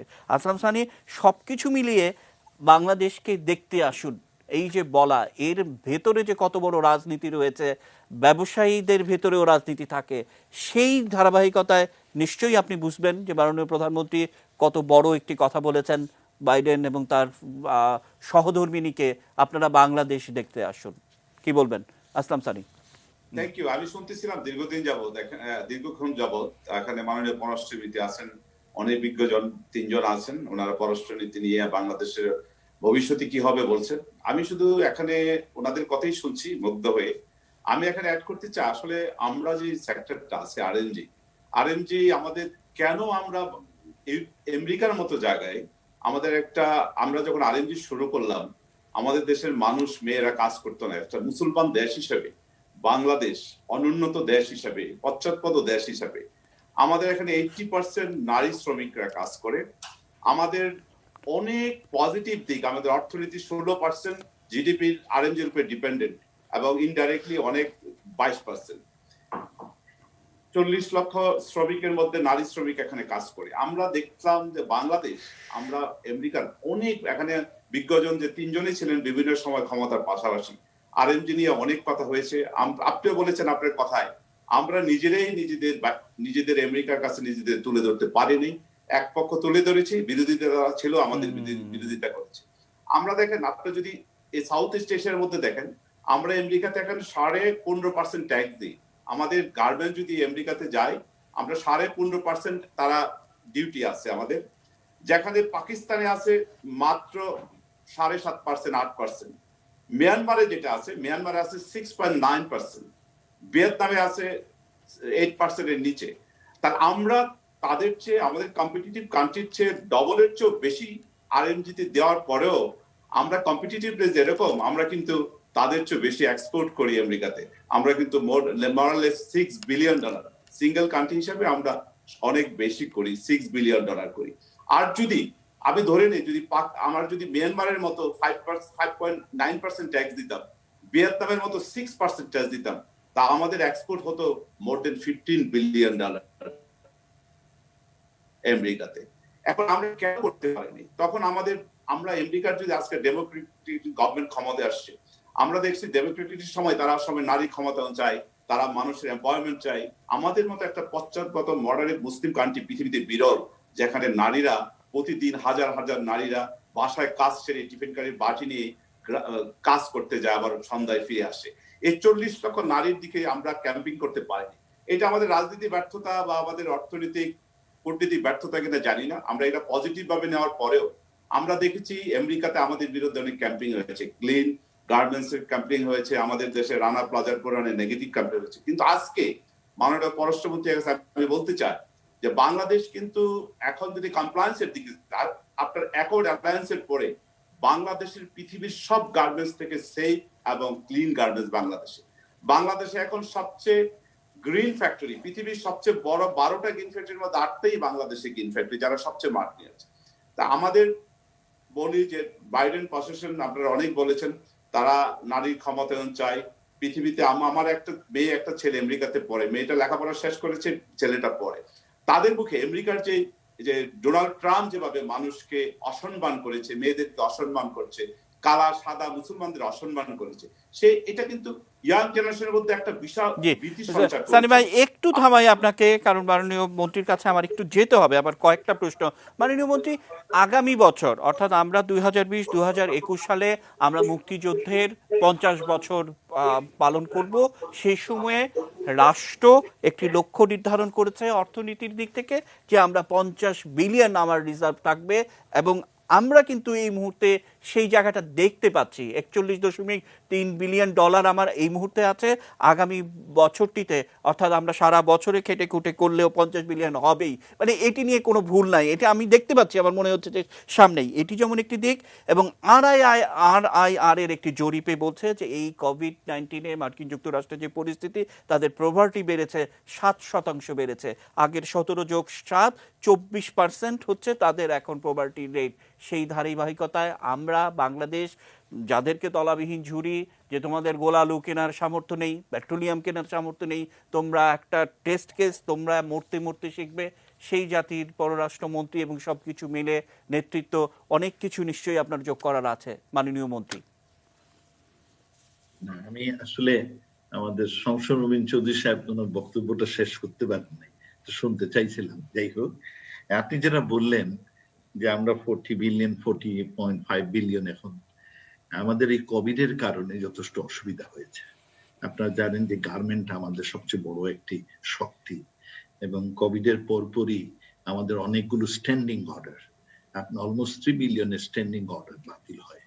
আমরা তখন বিভিন্ন দেশের সরকার প্রধানের সাথে, মাননীয় প্রধানমন্ত্রী স্বয়ং, আমি আমার সব কাউন্টারপার্টদের সাথে আলাপ করি যারা এই আমাদের গার্মেন্টটা নেয়, যে আল্লাহর ওয়াস্তে এই সাপ্লাই চেইন নষ্ট করো না, আর স্ট্যান্ডিং অর্ডার গুলো তোমরা, the good news is মোটামুটি ভাবে আমরা রেস্টোর করেছি, but many of them had to get less money. Restore করেছি সত্যি, কিন্তু যে আগে যে টাকায় এতে কমিয়ে দিয়েছে প্রাইসটাতে, অত অনেক ক্ষতি হয়েছে। যাই হোক, যেগুলো এই দুর্ঘটনার কারণে হয়েছে, তবে আমরা যে পথে চলছি, আমার ধারণা যে আমরা we hope to achieve, আমাদের প্রত্যাশা যে আমরা এই 50 বিলিয়ন রিচ করব। দ্বিতীয়ত যেটা আমাদের আসলাম সাহেব যেটা তুলেছেন, সেটা সেইখানে অনেকের কাজ করা দরকার, যে আমরা অ্যাভারেজ 15.5% ট্যারিফ দেই, আর ফ্রান্স দেয় 0.5%, আর উনি বললেন যে ভিয়েতনাম 6%, আর আগের ডেমোক্রেটিক গভর্নমেন্ট একটা সিদ্ধান্ত নিয়েছিল যে টিপিপি তারা চালু করবে। এর ফলে ভিয়েতনাম বলেন, আমাদের কম্পিটিটর সেই ইন্দোনেশিয়া বলেন, তাদের ট্যারিফ রেট আরো অনেক অনেক কমে যেত, তাতে আমরা বেশ ডিসঅ্যাডভান্টেজ সিচুয়েশন। তবে my hats off to our garment industry, ব্যবসায়ীদের প্রতি, তারা very innovative, somehow they manages it. এই 15 average 15.5 is not a joke, যেখানে ফ্রান্স দেয় 0.5%, জাস্ট ইম্যাজিন। এইটা আমাদের এই একটি কারণ, যেটা আমাদের এই গার্মেন্টের যে আমাদের পজিটিভ দিক, যে মহিলারা কাজ করে, আমাদের আমরা কমপ্লায়েন্ট, আর 10টা না 12টার মধ্যে 8টাই আমরা গ্রিন ফ্যাক্টরি, এইগুলো, আর আমাদের এই যে লেবারের ক্ষেত্রে আমরা একটা অভাবনীয় বিষয় অর্জন করেছি। পৃথিবীতে ট্রাম্প সাহেব এবার 0.5% উনি ইনক্রিমেন্ট দিয়েছিলেন ফেডারেল এমপ্লয়িদের জন্য, আর আমাদের কোথায় $23-25 ছিল, সেইটা গিয়ে $68-70 হয়েছে, এখন আরো বাড়ছে। আমি অনেকদিন আগের কথা বলছি, কিন্তু এই যে তথ্যগুলো যে আমরা কয়েক গুণ বেড়েছি, শুধু বেড়েছি না, আমাদের এখন সেই গার্মেন্ট ওয়ার্কার লিভিং কন্ডিশন অনেক ভালো হয়েছে, অনেকেরই এখন হোস্টেল টোস্টেল তৈরি করে প্রাইভেটলি করছে থাকার জন্য, আর এই কোভিড এর সময় তারা আক্রান্ত হয়। এই যে আমাদের এতগুলো অর্জন, সেইটা আমরা ঠিক মতো তুলে ধরতে পারি। আমি এই ট্যারিফ নিয়ে কিছুদিন কাজ করেছিলাম অন মাই ওন, এবং সেইটা একটি কারণ, আমাদের যখন প্রতিনিধি যান, তারা তখন সরকারি লোকের সাথে শুধু আলাপ করে, কিন্তু আপনি জানেন এই ট্যারিফটা নির্ধারণ করতে গেলে, চেঞ্জ করতে 23টি কমিটির মিটিং হয়, 23টি বিভিন্ন ধরনের কমিটি আছে, এবং সেইখানে বহুত ধরনের লবিস্ট আছে, এবং তারা চায় না, লবিস্ট গুলো চায় না যে এটা কমুক, কারণ দে হ্যাভ এ ডিফারেন্ট, ওদের আমরা কনভিন্স করতে পারিনি। ইভেন রানা প্লাজার সময় যে দুর্গতিটা করলো, সেইটা আমরা কিন্তু, আমরা যদি সাথে সাথে বলতে পারতাম যে সরকার কিভাবে সাহায্য করছে, এদেশের লোক কিভাবে সাহায্য করছে, এই যে যারা আনএমপ্লয়েড হচ্ছে তাদের কি রিএমপ্লয়মেন্ট কিভাবে হচ্ছে, তাহলে আমাদের এই অ্যাকর্ড ফ্যাকর্ডের প্রয়োজন হতো না। কিন্তু আমরা সেই তখন তড়িৎ গতিতে আমার জিনিসটা আমি প্রচার করতে পারিনি, রিচ করতে পারিনি। এটা একটা সাস্টেইন এফার্ট বোধহয় দরকার, যে আমাদের ওদের জানাবো। আমি এই প্রায় বলে থাকি যে আমাদের এই যে কোভিড এর দুর্গতি, আগে আমাদের রানা প্লাজার দুর্গতি, তখন আমরা কি সাহায্য চাই? আমরা চাই অ্যাটলিস্ট 3-4 বছর মরাটোরিয়াম অন ট্যারিফ, এবং এটা যদি করতে পারি তা আমাদের পয়সা টয়সা কিছু বাড়বে। এইটা, এবং ইট ইজ পসিবল, মরাটোরিয়াম কয়েক বছর জন্য করা নট ইম্পসিবল। আর তবে হ্যাঁ, এটা একটা বড় ইস্যু। যাই হোক, আপনি যে আমাদের সব চ্যালেঞ্জেস আছে, বাট উই হ্যাভ টু, মাননীয় প্রধানমন্ত্রী যে আপনার ওনাকে দাওয়াত দিয়েছেন, আমার ধারণা বাইডেন সাহেব ওনার টার্মসে এখানে আসবেন, এবং ওনার আসার পরে আমাদের একটি অভাবনীয় পরিবর্তন, আমাদের এই যে রিলেশনশিপটা, এইটা অত্যন্ত সলিডিফাই হবে। America is ready to make better relationship with Bangladesh. America is ready.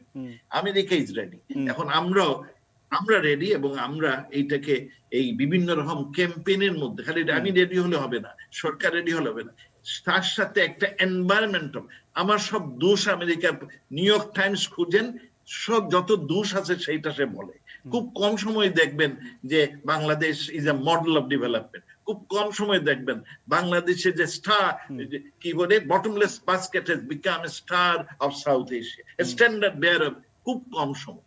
আমরা ওইগুলোতে একটু দুর্বল, আমাদের প্রচারণাতে আমরা দুর্বল, এবং এই ব্যাপারে আমাদের যথেষ্ট স্ট্রং ভূমিকা নিতে হবে।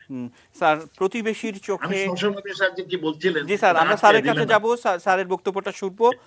শুধু আপনাকে মনে করিয়ে দেই যে প্রতিবেশীর দৃষ্টিতে বাংলাদেশকে দেখা, সেই নীতি থেকে সরে আসতে হবে, সেটা আপনি আশা করেন কিনা? একেবারে আপনার বক্তব্য যেটা আমরা শুনেছিলাম। শামসুল মমিন স্যারের কাছে যাব একদম ছোট্ট একটা বিরতির পর, স্যারকে দিয়ে শুরু করবো। নিচ্ছি ছোট্ট বিরতি, এটি নিউজের সঙ্গে থাকুন।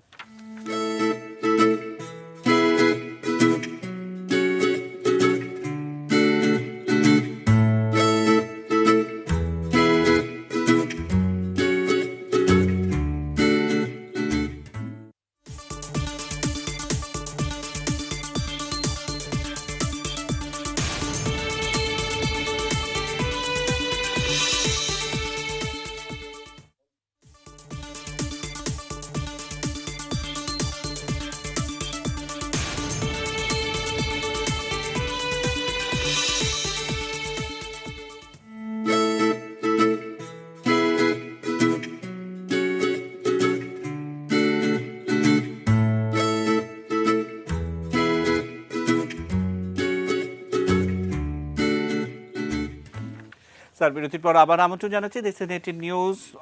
বাইডেন কতটা বদলাবে বাংলাদেশ নীতি, শামসুল মমিন চৌধুরী স্যারের কাছে যাব। স্যার, আমরা জো বাইডেনের যে বক্তব্য যে কে লাল কে নীল সেটি বড় কথা নয়, আমরা সবাই আমেরিকান এবং 4 বছরের ক্ষত ঘোচানোই হচ্ছে এই মুহূর্তে আমার সবচেয়ে বড় কাজ, অর্থাৎ সেই হোমওয়ার্ক আমি ইতিমধ্যে শুরু করে দিয়েছি। ভাষণের একটি অংশ আমার কাছে মনে হয়েছে অনেক বেশি গুরুত্বপূর্ণ।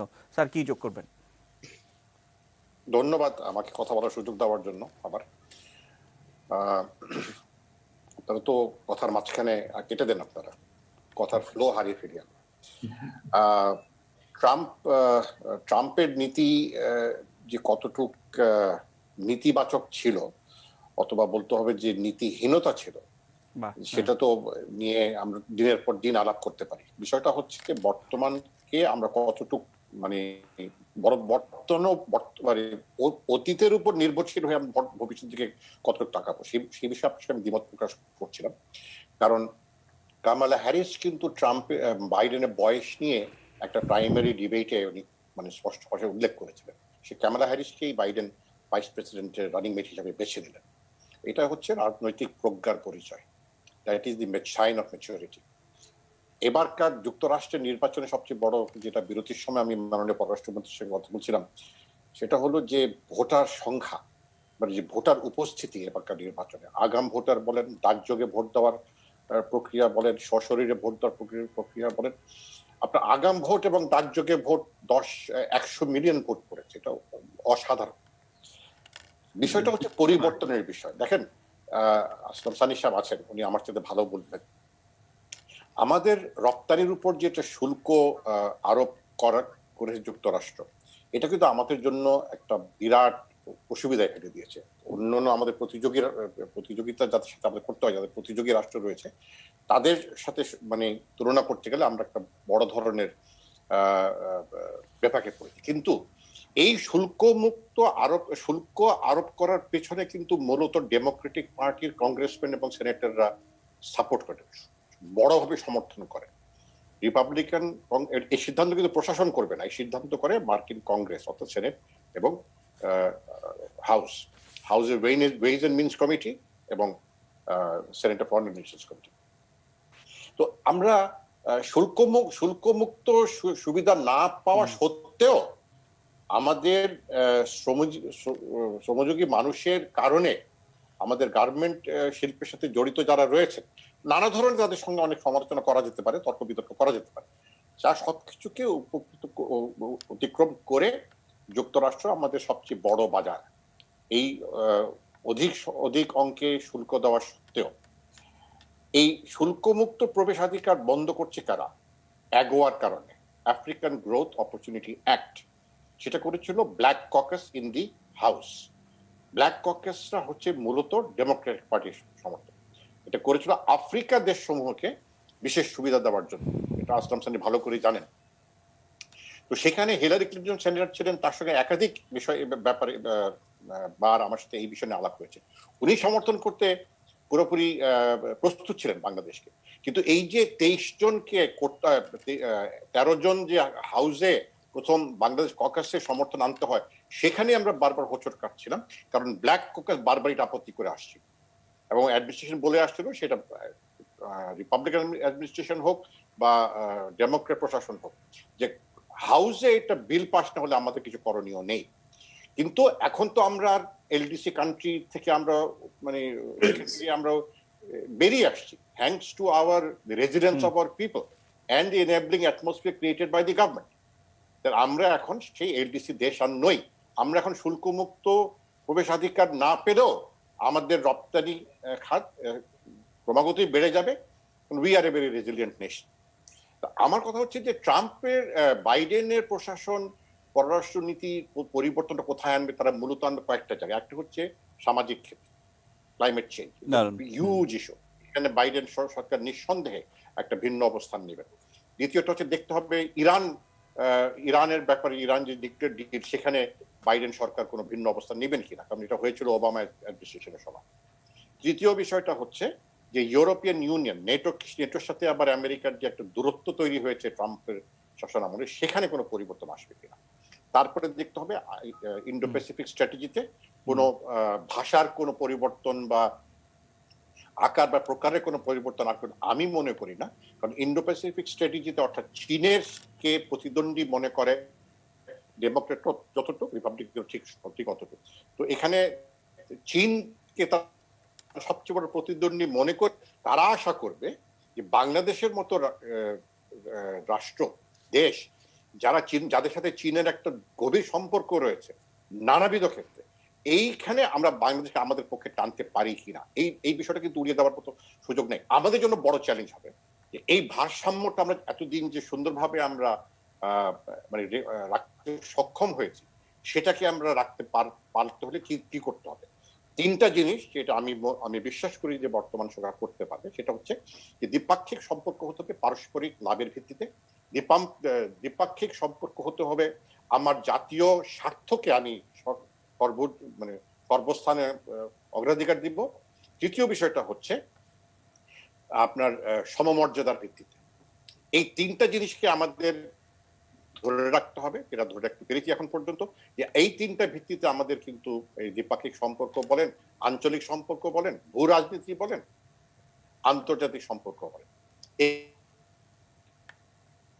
বাংলাদেশ নাও ম্যাটার্স। এই বিষয়টা আমি বিশ্বাস করি বাইডেন প্রশাসন এটাকে সেই গুরুত্ব দেখবেন। তবে আমাদের অপেক্ষা করতে হবে যে প্রশাসনের নীতি নির্ধারকরা কারা হন, পরামর্শক কারা হন, তখন বোঝা যাবে যে আসলে কি রূপটা তাদের দিবে। জি, অসংখ্য ধন্যবাদ স্যার। আমরা ঠিক যেই সময়টাতে দাঁড়িয়ে আছি, আমরা যদি ছোট্ট একটা বিরতি নেই, তারপরে কিন্তু আমরা সবাই আবারও দারুণ অনেক বেশি করে সময় পাবো। মানে একটা বিরতি নিতেই হচ্ছে। দিচ্ছি ছোট্ট বিরতি, এটি নিউজের সঙ্গে থাকুন।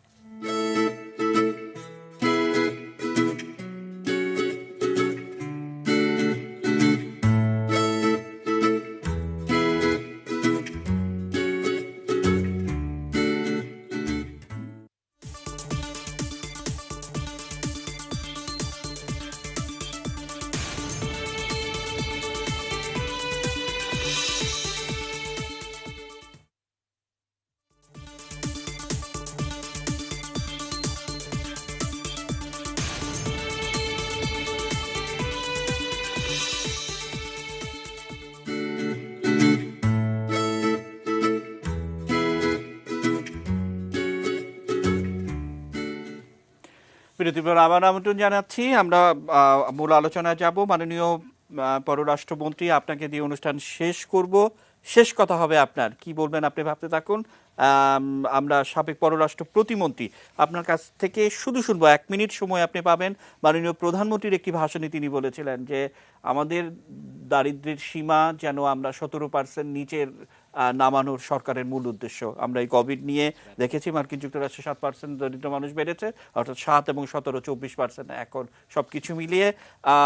গার্ডিয়ানের আজকের একটি বিশ্লেষণ যে মার্কিন যুক্তরাষ্ট্রের কাছে এখন এই মুহূর্তে গেল 4 বছরের ক্ষত দূর করার একটা সুবর্ণ সুযোগ এসেছে। কি মন্তব্য করবেন? আমি আপনার সাথে একমত। নানাবিধ ক্ষেত্রে আমরা অত্যন্ত উজ্জ্বল দৃষ্টান্ত রাখতে সক্ষম হয়েছি। যেহেতু সময় সংক্ষিপ্ততার কারণে আমি বলবো, আমাদের আসলাম সানি ভাই আছেন, উনি খুব ভালোভাবেই জানেন যে মার্কিন যুক্তরাষ্ট্রে আজকে আমরা যে কথা মাননীয় পররাষ্ট্রমন্ত্রী উল্লেখ করেছেন, শামসুল মুমিন চৌধুরী সাহেব বলেছেন যে কংগ্রেসে আমাদের একটা প্রতিবন্ধকতা হয় এবং ডেমোক্র্যাট পার্টির সাথে AFL-CIO একটা সংযোগ সম্পৃক্ততা আছে, তারাও একটা প্রতিবন্ধকতা সৃষ্টি করে। এটা একেবারে আমার কাছে বোধগম্য নয়। দেখেন, বিভিন্ন দেশে বিভিন্ন ধারায় কাজ করার একটা রীতিনীতি। আমি আশা করব যে আমাদের গার্মেন্ট সেক্টর আজকে আল্লাহর মেহেরবানিতে এতই শক্তিশালী যে তারাও সরকারের সাথে একটা সহায়ক ভূমিকা পালন করতে পারেন। অর্থাৎ লবিস্ট, যে লবিস্টরা আমাদের পজিটিভ জিনিসগুলো তুলে ধরতে পারেন, সরকার তো করবেনই, আমাদের রাষ্ট্রদূত করবেন, মাননীয় মন্ত্রী করবেন, তারপরে লবিস্টদের কথা যেখানে উল্লেখ করা হয়েছে তারাও ভালোভাবে বুঝাতে পারবেন যে আমাদের নারীর ক্ষমতায়নের 98% গার্মেন্টস ফ্যাক্টরিতে তারা কাজ করছে। শিক্ষিতের হার আমরা বেরিয়ে গেছি। এগুলো কিন্তু বাঞ্ছিত হবে, এগুলো কিন্তু আপনার একবার বানচাল হয়ে যাবে যদি এই অগ্রগতি আমরা ধরে না রাখতে পারি। সেখানে সরকারের সাথে আমি আমার আগের অভিজ্ঞতা আছে, মাননীয় পররাষ্ট্রমন্ত্রী জানেন, এই গার্মেন্ট শিল্প নেতৃবৃন্দেরও একটা ভূমিকা। আমি অসংখ্য ধন্যবাদ। আমি স্যার আপনাকে থামাতেই হচ্ছে যে একদম সময় বাধা। সানি ভাই, শুধু 30 সেকেন্ড সময় আপনি পাবেন, সমাপনী বক্তব্যটি কি বলবেন? আমি শুধু বলতে চাই, ধন্যবাদ সাবেক পররাষ্ট্রমন্ত্রী বলেছেন, আমরা আসলে কাজ করি সরকারের সাথে। ইতিমধ্যে আমরা বিভিন্ন দেশে কাজ করেছি। আপনারা জানেন এই সরকারের নেতৃত্বে আমরা জাপানে কাজ করে জিএসপি সুবিধা পেয়েছি। আজকে জাপানে আমরা 1 বিলিয়নের বেশি এক্সপোর্ট হচ্ছে। আমরা আমেরিকাতে যেটা হচ্ছে, আমেরিকা আমরা কাজ করি বারবার, কিন্তু আবার পিছিয়ে যাওয়ার কারণ হলো আমাদের দেশের সকল শ্রমিক আন্দোলনের নামে সকল বুদ্ধিজীবীরা সকল তারা দেশের উন্নয়নটা যে কেন জানতে চায় না। আমাদের ভিতর থেকে আজকে যে উল্লেখ করেছেন যে নিউ ইয়র্ক টাইমস ও বিভিন্ন পত্রিকায় যাদের রেফারেন্স দিয়ে নিউজগুলি উঠে নেগেটিভ, আমাদের যে এত অর্জন, আমরা একটা মুসলমান দেশ হিসাবে মেয়েদেরকে শিক্ষার ক্ষেত্রে, নারীর ক্ষমতার ক্ষেত্রে, শিশুর মৃত্যুর হার থেকে ইন্ডিয়া থেকে অনেক অনেক আগে আসছি। এই পজিটিভ দিকগুলি আমরা কেন মার্কেটিং করতে পারছি না? জি, অসংখ্য ধন্যবাদ। অসংখ্য ধন্যবাদ মাননীয় পররাষ্ট্রমন্ত্রী। আমরা একদম কিছুটা পরিষ্কারভাবেই বলতে চাই, যেমন আপনার সেই কিছুদিন আগের বক্তব্য, যেটা পররাষ্ট্র প্রতিমন্ত্রী তাদের যখন ঢাকায় এলেন, আপনি বলেছিলেন যে প্রতিবেশীর চোখ দিয়ে বাংলাদেশকে দেখা মানে সেটি কখনো কাম্য হতে পারে না, এবং সেই নীতির পরিবর্তন হচ্ছে। অন্তত আর কিছু না হোক, গার্ডিয়ানের সম্পাদকীয়তে আজকে সেই ইঙ্গিতটিই কিন্তু রয়েছে, অর্থাৎ জঞ্জাল পরিষ্কার করার অনেক বেশি সুযোগ তাদের সামনে। বিশেষ করে দক্ষিণ এশিয়ায় যে পরিস্থিতির একটা উদ্বেগ করার চেষ্টা চলেছিল, সেই নীতি থেকে মার্কিন যুক্তরাষ্ট্রকে বের হয়ে আসতে পারে। মাননীয় মন্ত্রী, শেষ করব আপনাকে দিয়ে, শেষ কথা আপনার। আপনাকে অসংখ্য ধন্যবাদ। যে আমরা একটা পৃথিবীর মধ্যে 8ম বৃহত্তম জাতি, আমাদের একটি অত্যন্ত গৌরবময় আপনার ইতিহাস আছে। যখন দুনিয়াতে ডেমোক্রেসি আসে নাই, সেই 600 খ্রিস্টাব্দে বিফোর আমাদের দেশে তখন আপনার ডেমোক্রেসি এসেছে। আমরা পুরনো ভিত্তি নই। এই একটা দেশ যেখানে আমাদের সক্রিয়তা আছে, সর্ববিষয়ে আমাদের সক্রিয়তা আছে, একটা উন্নত সিভিলাইজেশনের আমরা অংশীদার। সুতরাং আমাদের অন্যের চোখ দেখে দেখার কারণ নাই। কারণ অন্য চোখ দেখে, এই যেমন এই কোভিড এর কথাই বলি, আপনার বিভিন্ন লোক বললো 5 to 10 মিলিয়ন, 50 লক্ষ থেকে 1 কোটি লোক নাকি মারা যাবে, আর আমার এখন 6000। আগেও একবার এরকম বক্তব্য ছিল যে ফ্লাডে একেবারে বাংলাদেশের মিলিয়ন 3 মিলিয়ন লোক মারা যাবে, তারপরে দেখা গেলো কয়েকশো লোক মারা গেছে। তো এই পশ্চিমা কিংবা অন্যের চোখ দিয়ে আমাদের দেখা, আমরা একটা স্বাধীন সার্বভৌম দেশ, আমরা ভিক্টোরি জয়ের দেশ, আমরা যত রকম ইয়ার্সিক আছে সব ইয়ার্সিকে মোটামুটি ভাবে খুব সাকসেসফুল। এজন্য অন্যরা আমাদের দেখবে, এবং আমরা একটা ভালো নেতৃত্ব পেয়েছি। আমাদের নেতৃত্ব ভেরি স্টেবল এবং ভেরি ফোরসাইটেড, ভিশনারি। এই জন্য বলি যে ওগুলো বাদ দিয়ে চিন্তা করেন, উদয়ের পথে শুনিকার বাণী, ভয় নাই রে ভয় নাই, আমরা ঠিক পথে আছি। অসংখ্য ধন্যবাদ। অসংখ্য ধন্যবাদ স্যার আমাদেরকে সময় দেওয়ার জন্য। আবারও প্রত্যেককে শুভেচ্ছা অভিনন্দন জানিয়ে শেষ করতে চাই, এবং এই অনুষ্ঠানটি রাত 1টা 10 মিনিটে পুনঃপ্রচারিত হয়, দেখার আমন্ত্রণ জানিয়ে শেষ করতে চাই। শুভরাত্রি।